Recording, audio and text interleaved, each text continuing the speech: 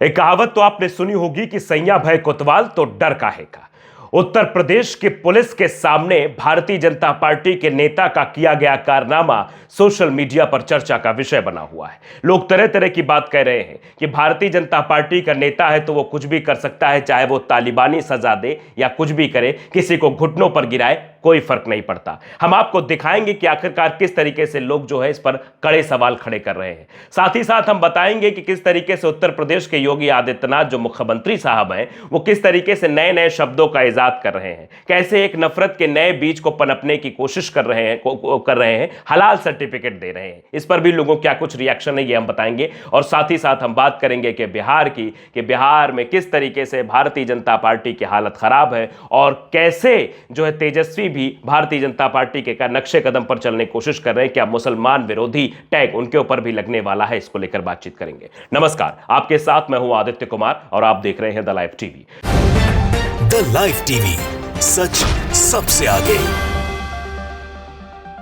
दरअसल बात सबसे पहले उस तस्वीर की, उस वीडियो की, जो वीडियो इस समय सोशल मीडिया पर चर्चा का विषय बना हुआ है। देखिए उत्तर प्रदेश की इस बहादुर पुलिस को कैसे अपने बहादुरी का कारनामा कर रही है। भारतीय जनता पार्टी का नेता सामने है तो पुलिस भी बिल्कुल नतमस्तक नजर आ रही, कुछ बोल नहीं रही। जरा आप ये वीडियो स्क्रीन पर देखते रहिए।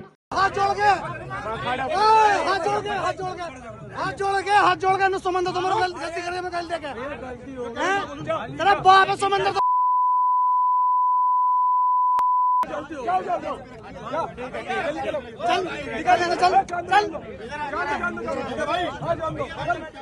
सुन रहे हैं आप?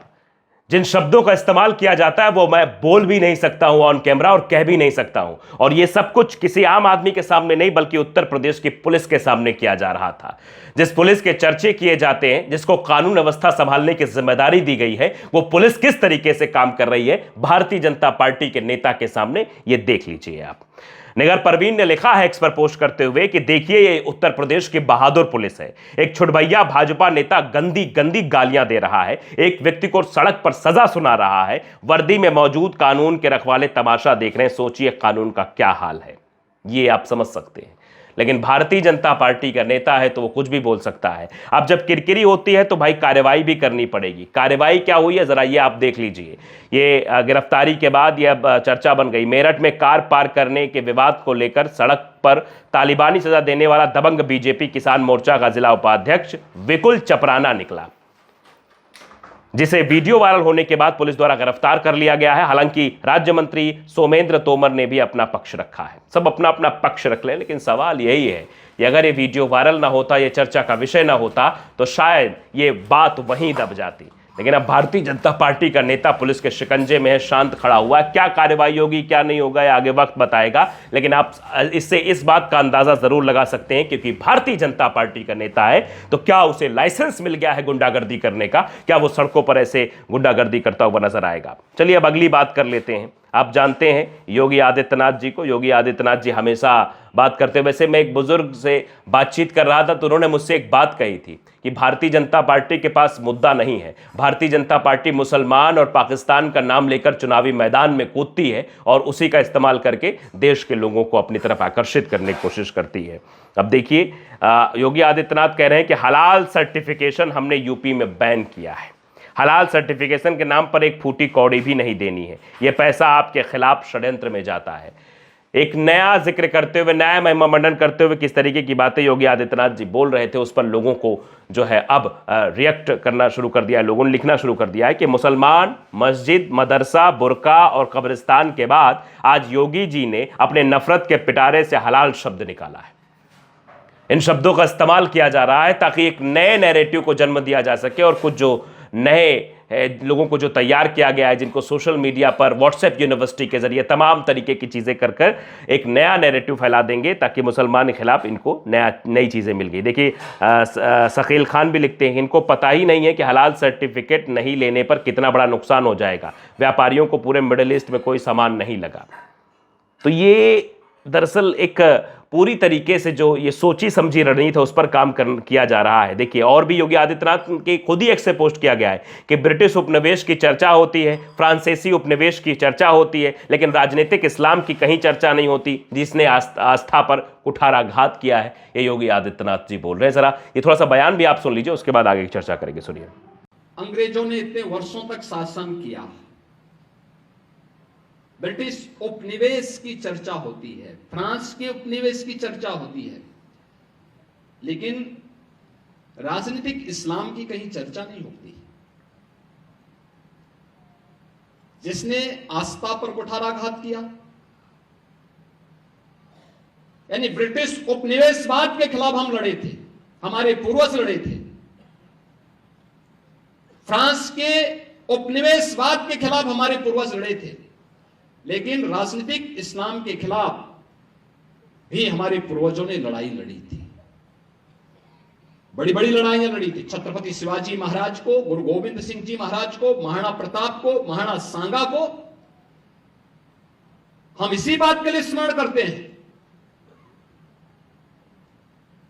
इसी बात को लेकर के हम उनको राष्ट्र नायक के रूप में सम्मान देते हैं। लेकिन ये राजनीतिक इस्लाम वही है जो छांगुर के रूप में डेमोग्राफी को चेंज करके राष्ट्र माता के टुकड़े टुकड़े करने की मंशा के साथ कार्य कर रहा है। और उससे सतर्क रहने के लिए राष्ट्रीय स्वयंसेवक संघ आज समाज को जोड़ने के जिस बड़े अभियान को आगे बढ़ा रहा है, और वह अत्यंत अभिनंदनीय प्रयास है। जो महत्वपूर्ण दायित्व संघ ने पिछले 100 वर्षों के दौरान समाज जीवन के अलग अलग क्षेत्रों में उठाए और समाज को एकजुट करके एक नया परिवर्तन करके दिखाया है। सुन रहे हैं आप, ये योगी आदित्यनाथ जी का भाषण है। वो नए नए शब्दों को क्रिएट कर रहे हैं क्योंकि चुनाव नजदीक है। राहत इंदौरी साहब का एक शेर मुझे याद आ रहा है कि सरहदों पर तनाव है क्या, पता करो देश में चुनाव है क्या।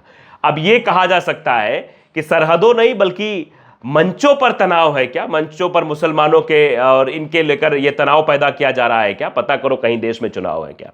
यह भाषा इस्तेमाल करके चुनाव को अपनी ओर आकर्षित करने की कोशिश कितनी सही है कितनी गलत, इसका आप अंदाजा खुद लगा सकते हैं। और राहत इंदौरी का कहा गया शेर कितना इस पर फिट बैठता है, इसको भी आप समझ सकते हैं। हलाल सर्टिफिकेशन के नाम पर 1 रुपया नहीं देना है। उत्तर प्रदेश के सीएम योगी आदित्यनाथ ने यह बयान दिया है। ये बयान दरअसल क्यों कहा जा रहा है, ये बयान क्यों बोला जा रहा है? चुनाव नजदीक ना होते तो शायद ये बयान ना सामने आता, ना इस तरीके की चर्चा होती, ना हम ऐसे खबर बनाकर आपको प्रस्तुत कर रहे होते। क्योंकि चुनाव है तो चुनाव के पहले लोगों के जहन में नफरत का बीज भरना है, वायरस फैलाना है नफरत का, ताकि नफरती लोग इसी नफरत में पड़े रहें, ना वो रोजी रोजगार की बात कर पाए, ना वो अपने काम की बात कर पाए, वो भी पाकिस्तान और मुसलमान पर अड़े रहें और इसी पर चर्चा करते हुए रहें और सरकार को मौका मिलता रहे, वो हर बार ऐसे ही सरकार बनाती रहे, ऐसे ही चीज़ें करती रहे। तो ये स्थिति है इस देश में, इसको आप नकार नहीं सकते हैं जो ये करने की कोशिश की जा रही है। चलिए कुछ और चीज़ें भी दिखाते हैं। वैसे भारतीय जनता पार्टी में नमूने भरे पड़े हैं। नमूने आप जानते हैं, एक सम्राट चौधरी साहब बिहार में है, खूब चर्चा में है। एफिडेविट को हाफिडेविट बोल रहे थे और एक से एक शब्दों का इस्तेमाल कर रहे थे। अब नया शब्द उनका आ गया है, प्रोसेसन। वो किस बात पर प्रोसेसन कहा है, जरा पहले ये वीडियो देख लीजिए, फिर हम आपको बताएंगे आगे कहानी। कैलिफोर्निया यूनिवर्सिटी से पढ़े हुए हैं, बड़े बड़े जगह से पढ़कर आए हैं, तो ये एफिडेविट को हाफिडेविट क्यों बोलते हैं, पेनल्टी क्यों बोलते हैं? देखिए बहुत ज्ञाता लोग हैं, उसको क्या किया जा सकता है। आप इसका क्या जवाब देंगे ये बताइए। अब देखिए, किसी को प्रोसेसन अपने हिसाब से लोग करता है। हाँ। अब कितने चीजों को उठा के निकालूंगा मैं। प्रोसेसन अपने हिसाब से करता है। इनसे जब पूछा गया था कि हाई स्कूल कब पास किया आपने, तो उस पे हाफिडेविट की बात करने लगे थे। और अब जब पूछा जा रहा है कैलिफोर्निया से पढ़ के आए एफिडेविट को हाफिडेविट बोल रहे थे, तो उस पर नया शब्द आ गया प्रोसेसन। देखिए लोग लिख रहे हैं, मिस्टर शर्मा ने इस पर लिखा भी है कि ओ भाई ओ, मेघा मतलब एंकर जो है पूछती हैं कैलिफोर्निया से पढ़कर आए हैं, फिर हाफिडेविट क्यों बोलते हैं। सम्राट बहुत ज्ञाता लोग हैं, क्या कहा जाए। मेघा इसका क्या जवाब देंगे, तो सम्राट चौधरी जी बोलते हैं प्रोसेसन के हिसाब से लोग करता है। यानी आप समझिए, क्या ये पढ़े लिखे कहीं से लगते हैं आपको लगता है कि सम्राट चौधरी कैलिफोर्निया से पढ़कर आए हैं? अगर कैलिफोर्निया से पढ़कर आए होते तो शायद इंग्लिश के उच्चारण में इतनी दिक्कतें तो ना होती जितनी इनको साहब को होती हुई नजर आ रही हैं। और कहां क्या बोलना है, कहां कौन सी अंग्रेजी बोलना है, इसमें भी ये साहब बड़े कंफ्यूज हैं। समझ लीजिए आप, ये है। वैसे आप जानते हैं कि उत्तर प्रदेश में क्या हालात पैदा हो रहे हैं। उत्तर प्रदेश में अभी जब एनसीआरबी के आंकड़ों की रिपोर्ट आई थी 2023 की, तो दलितों में अत्याचार के मामले में उत्तर प्रदेश नंबर 1 आया था। और अभी फिर एक नया मामला आ गया है। अभिषेक उपाध्याय ने देखो इस पर पोस्ट भी इसको किया है। मामला क्या है, लखनऊ में दलित बुजुर्ग से मंदिर में पेशाब चटवाई, बीमारी के चलते सीढ़ियों पर छूट गई, दबंग ने लात मारकर पानी से धुलवाया। आप समझिए, पेशाब चटवाई गई, बीमारी के चलते उसकी बेचारे की सीढ़ियों पर पेशाब छूट गई, तो दबंग ने लात मारकर उसको पानी से धुलवाया, चटवाया तक। समझ लीजिए आप, ये कौन से धर्म में ऐसा लिखा है?